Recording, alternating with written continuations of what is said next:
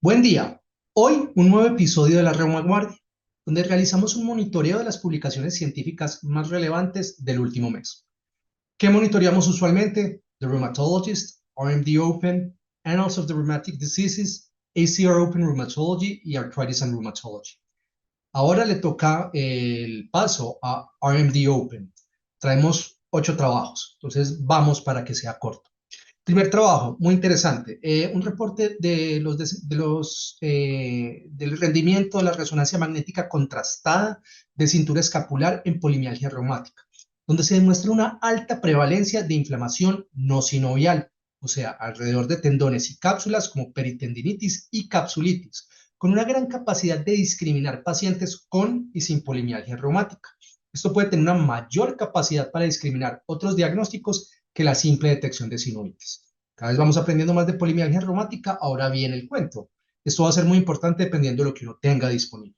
Si es una persona que tenga la capacidad de hacer ecografía musculoesquelética, realmente esto puede que no nos cambie mucho la vida. Pero si no tenemos esa disponibilidad y tenemos duda diagnóstica, sí que podría ser útil. Segundo, un trabajo donde a través de Machine Learning, en una base de datos de 28.552 pacientes con fibromialgia, identificaron características asociadas con el uso de opioides a largo plazo en fibromialgia. Ellos se encuentran una alta dosis de opioides inicial, la historia de autolesión, obesidad, abuso de sustancias, privación, y lo que ellos definen como privación es un bajo estrato socioeconómico, un bajo nivel educativo, limitaciones al acceso en salud, y la edad se pueden asociar con un mayor uso de opioides a largo plazo. El tercer trabajo, una cohorte de mundo real donde reportan los determinantes de progresión radiográfica en artritis psoriásica. Ellos encuentran que al menos en su cohorte, la edad y el daño basal se asocian a una mayor progresión radiográfica y que el sexo femenino se comportaba como un factor protector. Ahora, ellos mismos mencionan que hay una baja tasa de progresión radiográfica con los protocolos actuales de tratamiento en pacientes con artritis psoriásica temprana. Cuarto estudio, el estudio PERFECT-RA, donde comparan la efectividad de baricitinib versus inhibidores del TNF en artritis reumatoide luego de falla adimar sintéticos clásicos en una estrategia pragmática de T2T en mundo real. Los resultados sugieren una superioridad de baricitinib sobre el inhibidor del TNF para obtener respuesta a 12 semanas, incluyendo todos los desenlaces clínicos y los desenlaces reportados por pacientes que se habían programado para evaluar.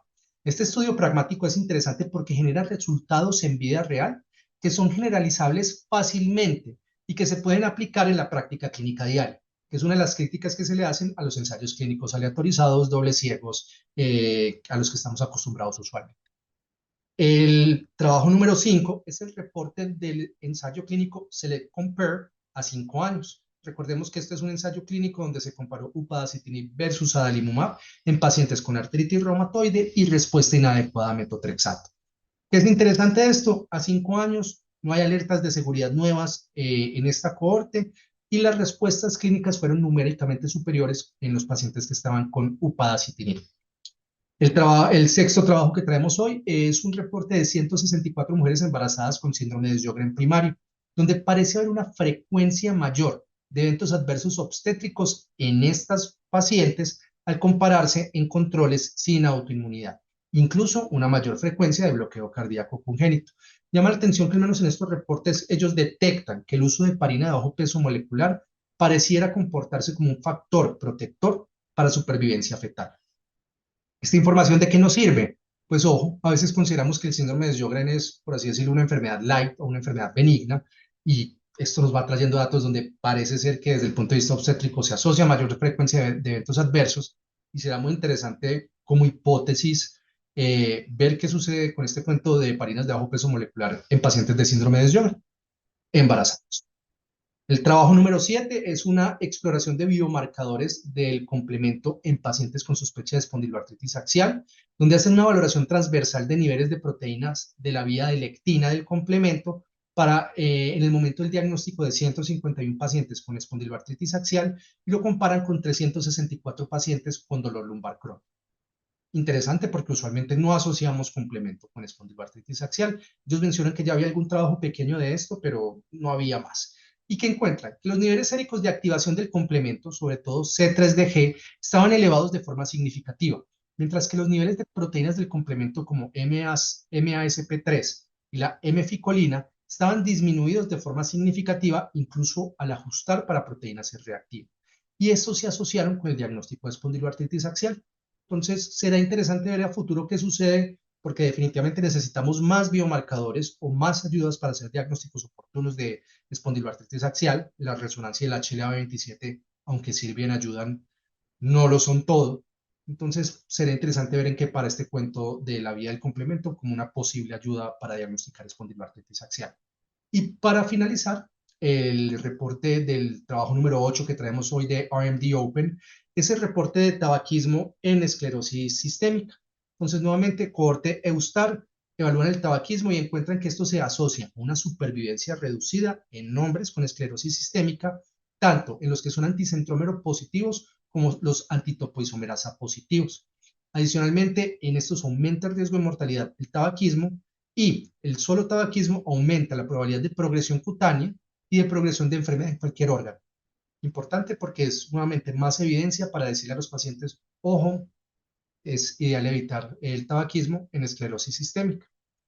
Los invitamos a que participen en la sección de comentarios, que quieren escuchar, cuáles son sus temas de interés. Síganos en www.reumatimes.com, donde podrán encontrar cubrimientos de congresos de reumatología y resúmenes de actualidad. Encuéntrenos en YouTube como Reumatimes y Facebook como Reumatología Online o como Reumatimes, en Instagram como Dr. Sebastián Herrera o Reumatimes, en X como Reuma Online o Reumatimes, y recuerden que también estamos en TikTok como Reumatimes. Adicionalmente, recuerden que en www.reumatimes.com está el cubrimiento del Congreso Europeo de Reumatología, donde tenemos 4 días de cubrimiento de los tópicos selectos y de los tópicos más interesantes que se discutieron este año, para estar al día en la reumatología. Los esperamos con información concisa y de utilidad en un próximo podcast. Hasta pronto.